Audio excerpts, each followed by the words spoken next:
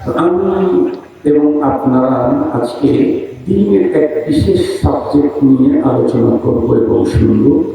এখান থেকে যেন আল্লাহ আমাদেরকে উপকৃত হওয়ার তৌফিক দান করেন। ইনশাআল্লাহ অল্প সময় কথা বলবো, অসম্পূর্ণ কথা বলবো না, কথা পরিপূর্ণ করবো, তবে অনেক লম্বা কথা বলবো না। আজকে আমি কোরআন হাকিমে এমন একখান আয়াতে কারিমা তিলাওয়াত করেছি যে আয়াতে কারিমা নাযিল করার পরে আল্লাহ পাক আর কোনো আয়াত নাযিল করেন। সর্বশেষ আয়াত কোরআন নাযিল হয়েছে। সর্বশেষ আয়াতে কারিমাতে আল্লাহ তাআলা কি বলছেন, কি মেসেজ দিলেন আমাদেরকে, কি অর্ডার করলেন? আল্লাহ পাক বললেন, ওয়াত্তাকু, তোমরা তাকওয়া অর্জন করো, ভয় করো। কিসের ভয়? ইয়াওমান, ওই দিন, তুরজাউনা ফীহি ইলাল্লাহ, যেদিন তোমাদের প্রত্যেককে রিটার্ন ব্যাক যেতে হবে আল্লাহর কাছে। সেই দিনের ভয় করো। সুম্মা তুওয়াফফা কুল্লু নাফসিন মা কাসাবাত, এরপরে প্রতিটি মানুষকে, সে জীবনের প্রতিটি প্রাণকে, জীবনের যা করেছে প্রতিটি প্রাণকেই তার পাওনা পুরাপুরি দিয়ে দেওয়া। ভালো করুক আর মন্দ করুক, ভালো করলে ভালো পাবে, মন্দ করলে মন্দ পাবে।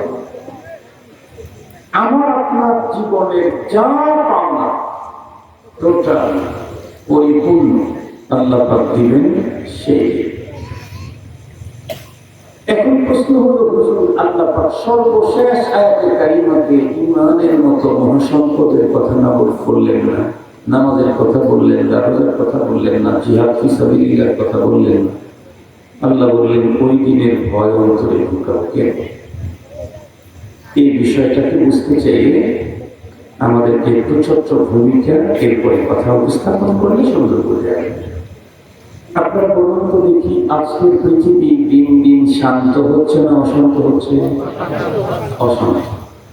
এবং এই অশান্তির কিছু ছিটফোট আমার আপনার ফ্যামিলি ঘরে আছে না নাই? আছে। দিন যত করতেছে পৃথিবীতে অপরাধের প্রবণতা বাড়তেছে। এমন এমন অপরাধ হচ্ছে যা পৃথিবীর সকল অতীতের ইতিহাসকেই পাল্টে দিচ্ছে। সারা জীবন করলাম কি, দেখলাম কি, শুনলাম কি, ওয়াজ করলাম কি, যে পৃথিবীর সব পথ হতে পারে, কিন্তু গর্ভধারিণী মা, জন্মদাতা পিতা কখনো পর হয় না। এটা সারা জীবন বলে আসলাম, আপনারা পড়ে আসতেন, শুনে আসতেন, পড়লাম, কত বই কত কিতাব রচিত হয়েছে। কিন্তু আজকের পৃথিবীতে কি হচ্ছে আপনারা তো জানেন। কুড়িগ্রামে তো জন্মদাতা পিতা, গর্ভধারিণী মাতা এবং চাচি তিনজনে মিলে যুবতী এক মেয়েকে রাত্রি ৩টার সময় ঘুম থেকে জাগিয়ে শুধুই প্রতিপক্ষকে ঘায়েল করার উদ্দেশ্যে মেয়েটাকে তার প্রতিপক্ষের জমির ভিতরে নিয়ে রাত্রি ৩টা বাজে এই তিনজন মিলে মেয়েটাকে নির্মমভাবে হত্যা করল। হত্যা করল কে? জন্মদাতা বাবা, গর্ভধারিণী মা এবং চাচি। চাচি বাদ দেন, জন্মদাতা বাবা, গর্ভধারিণী মা, তার কাছেও তার সন্তানের জীবন আজকে নিরাপদ নেই। বলেন, সারা জীবনে যা করছেন সব পাল্টে গেছে না? সারা জীবন যা শুনছি সব পাল্টে গেছে না? মাও সন্তানকে মেরে ফেলতে পারে। জাহিলিয়াতের যুগে জাহিলিয়াতকেও হার মানিয়েছে। জাহিলি যুগে সে তো বাবা মেয়ে কন্যা সন্তানকে মেরে ফেলত, বাবা, মা না। মা তো হাজার চেষ্টা করত তার গর্ভধারণের সেই সম্পদটাকে লুকিয়ে রাখার জন্য, হেফাজত করার জন্য। এখন গর্ভধারিণী মা তার সন্তানকে হত্যা করল। শুধুই কি কুড়িগ্রাম, আরে 20 গ্রাম, 19 গ্রাম, 18 গ্রাম, 2 গ্রাম, 3 গ্রাম, হাফ গ্রাম, সব জায়গাতে করে যাচ্ছে। কেমনে আপনি দেখেন কয়েকদিন আগে পরকীয়ায় সন্তানের সামনে ধরা পড়েছে, তাই নিজের সন্তানকে নৃশংসভাবে খুন করে। এটি এখন শুধু কি মা বাবার সন্তানকে মেরে ফেলল না, সন্তানের কাছেও আজকে 100% পিতার জীবন নিরাপদ না। বিশেষ করে যাদের ঘরে একাত্মের কোন সন্তান আছে, ওই পিতা মাতার জীবনের কোন নিরাপত্তাই। আপনারা একেবারে স্তব্ধ হয়ে গেলেন, নাকি নিয়ত করছেন না রোজা রাখছেন আগের জামানার মতো, যেই জামানায় রোজা রাখলে কথা বলা নিষেধ ছিল, এই জাতীয় রোজা রাখছেন? আওয়াজ করে বলতেছি যে সন্তান কার কাছে বাবা মার জীবন নিরাপদ না। সন্তান প্রত্যেক পিতা মাতা খুন, এটা অনেক আগের থেকে শুনি, কম ছিল, এখন বেড়ে গেছে। কিন্তু মেয়ে কর্তৃক বাবা খুন, এটা কি কখনো শোনা গেছে? এটা শোনা যায়। রিসেন্ট তাই হচ্ছে আমাদের সাদা এক আল্লাহ বান্দা তার সন্তান মেয়েকে এস্টাবলিশ করার জন্য গ্রাম থেকে শহরে এসে বাসা ভাড়া করবে। উদ্দেশ্য হলো মেয়েটাকে সে এস্টাবলিশ করবে, বড় শিক্ষিতা করবে। ঘন্টা পরিশ্রম দিয়ে মেয়ের পিছনে সে অর্থ ব্যয় করা শুরু করলো। কিন্তু কিছুদিন যেতে না যেতেই বাবার চোখে ধরা পড়লো মেয়েটি কেমন কেমন যেন। তার মানে মেয়েটি তার ফ্রেন্ডকে নিয়ে চলে, ফ্রেন্ড গার্লফ্রেন্ড বয়ফ্রেন্ড বান্ধবী নিয়ে চলে। তো মেয়ে মানুষ বান্ধবী নিয়ে চলবে, এটা সমস্যা কি? আমাদের সিরাজগঞ্জে আগে গ্রাম দেশের মেয়েরা শোল বানাইতো, শোল। আপনারা শোল চিনেন নাকি?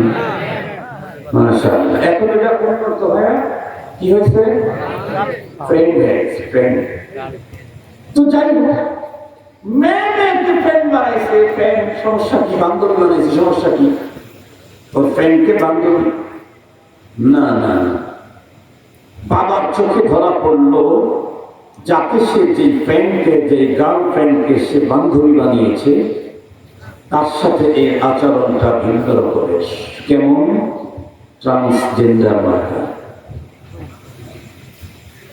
ওরা দুইজন মেয়ে হলে কি হবে? ওরা দুইজন সমকামী। আপনারা আস্তাগফিরুল্লাহ সুবহানাল্লাহ আলহামদুলিল্লাহ কিছুই বলতেছেন নাউজুবিল্লাহ বলেন।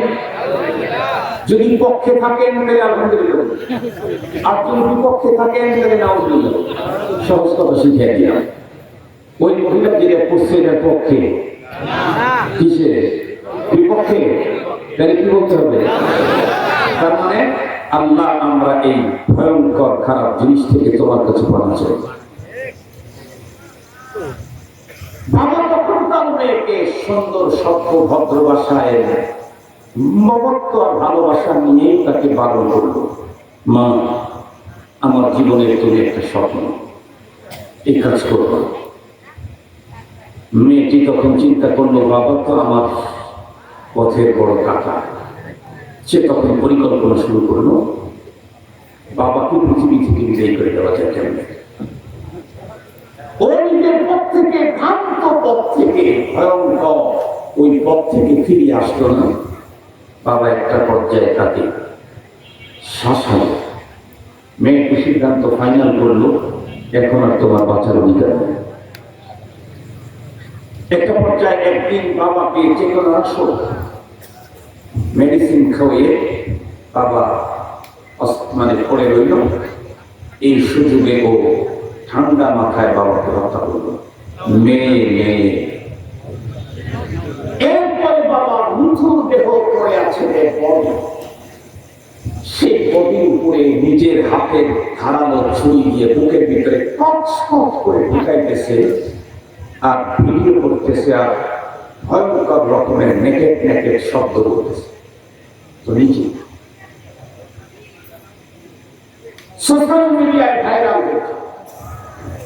প্রথম অপকর্মকে ঢাকার জন্য সে তার বাবার উপরে তহমত লাগালো, এসে তার বাবা তার সাথে খারাপ আচরণ করতে চাইত। বাঙালি তো বাঙালি হুজুরে আমাদের একটা কথা শোনা মাত্র তাহকিক করা ছাড়া, বুঝা ছাড়াই খুব লেখালেখি হলো, প্রশাসন নিয়ে তাকে অ্যারেস্ট করলো, রিমান্ডে নিল, জিজ্ঞাসাবাদে সে সত্য কথা বলে ফেলল। এখন সারা দুনিয়া তাকে ধিক্কার দেওয়া শুরু করল। নিজের বাবাকে মৃত বনের উপরে কচকচা শুরু বুকের ভিতরে কচকচ করে ঢুকায় দিচ্ছা বক্তব্য দিয়েছে। বলুন তাহলে আজকের পৃথিবীতে 100% বাবা, শতভাগ বাবার জীবন তার সন্তানের কাছে নিরাপদ না। জাহেলিতে দেখি এই জাতীয় বর্বর সংবাদ কখনো শুনেছেন? এই জাতীয় বর্বর সংবাদ কখনো শোনা যায়নি। কত ভয়ঙ্কর পথে অগ্রসর হচ্ছে বাংলাদেশ। ভালো করে বুঝবেন, আসবেন তো শুধু কান শুনে নেওয়ার জন্য, কিছু শোনার জন্য, কিছু দেখার জন্য, একটু কিছু নেয়ার জন্য আসে, কিছু নিয়ে যাবে। আজকে স্ত্রীর কাছে স্বামীর জীবন নিরাপদ না, স্ত্রীর কাছে স্বামীর জীবন নিরাপদ না, স্বামীর কাছে স্ত্রীর জীবন নিরাপদ না। আমার এক বন্ধু আমাকে ভালো লাগে, বলতেছে দোস্ত অবস্থা এখন খুব ভয়ঙ্কর। কেমন? আমার এক দোস্তকে আল্লাহ তাআলা এখন কিছু টাকা পয়সা দিয়েছে, তার ওয়াইফ তাকে বলতেছে মাঝে মাঝে এসে টাকাটা চুরি হয়ে যায়। এরকম কিছু মহিলা আছে না? আপনার নৌকাতে তো অন্যায় আছে, বাংলাদেশে কিছু কিছু জায়গায় আছে। তো কতদিন ইনকাম করে শ্বশুর বাড়ি নিতে পারে? ও একটা পর্যায়ে বলল আমি কোনো টাকা তো হবে বাড়িতে। এখন তার স্ত্রী তার সাথে যে আচরণ করে, ওই ভদ্রলোক এসে তার বন্ধুকে বলছে দোস্ত রাত্রেবেলায় আমার ঘুম হয় না। কেন? আমার মনে হয় যে কোনো মুহূর্তে অর্থের লোভে আমাকে মেরে ফেলতে পারে আমার ওয়াইফ। আপনি বলুন, সন্তানের জীবন যদি পিতা মাতার কাছে অনিরাপদ হয়, বাবা মার জীবনটা যদি সন্তানের কাছে অনিরাপদ হয়, স্বামী স্ত্রী তো একই বেডে একই বালিশে একই জায়গায় ঘুমাবে, এটাই সিস্টেম। সেইখানে যদি জীবনটা অনিরাপদ হয়, তাহলে এই পৃথিবীর মানুষের জীবনের নিরাপত্তা কোথায়? কোথায়? স্ত্রীর ঘরেও স্বামীর জীবন অনিরাপদ। শত শত দুর্ঘটনা ঘটতেছে, শত শত। সম্পদের লালসায় লোভে স্বামীকে মেরে ফেলতেছে, বয়ফ্রেন্ডকে দিয়ে স্বামীকে হত্যা করতেছে। যদি মহিলা ধরা গেল না, এখন তো আছে সেলের ভিতরে আছে, ওকে কেউ দেখতে যায় না, নামও দেখতে যায়, নাম বলা দরকার নেই, নষ্ট না। তার মানেই হচ্ছে তাম পৃথিবী দিন দিন অপরাধ প্রবণ হচ্ছে। দিন যত পড়তেছে ততই বাড়তেছে। তাহলে এই পৃথিবী তো মানুষ বসবাসের উপযুক্তই থাকতেছে না। এত প্রযুক্তি দেখি হবে, এত উন্নত বিল্ডিং দেখি হবে, এত উন্নত রাস্তাঘাট দেখি হবে, তথ্য প্রযুক্তিতে বিশ্ব সেরা হয়ে কি হবে যদি আমি পৃথিবীতে বাঁচার কোনো অধিকার না থাকে? এই জন্য মুসলমান যতদূর পর্যন্ত আওয়াজ দেয় ভালো করে বুঝবেন, তাম অশান্ত পৃথিবীকে শান্ত করবার জন্য আল্লাহ পাক রব্বুল আলামিন যেই ফর্মুলা দুনিয়াতে দিয়েছিলেন তার নাম হলো কোরআন।